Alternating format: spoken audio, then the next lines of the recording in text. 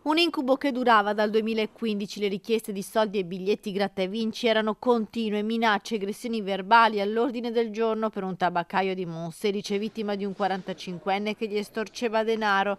Esasperato, il tabaccaio, dopo anni di soprusi, si è rivolto ai carabinieri.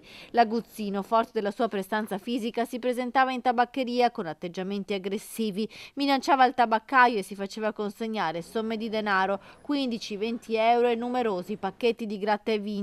Richieste costanti che non si erano interrotte nemmeno quando l'uomo per un periodo era stato agli arresti domiciliari per altre vicende. In quel periodo, infatti, aveva incaricato la compagna di recarsi in tabaccheria a ritirare le sigarette.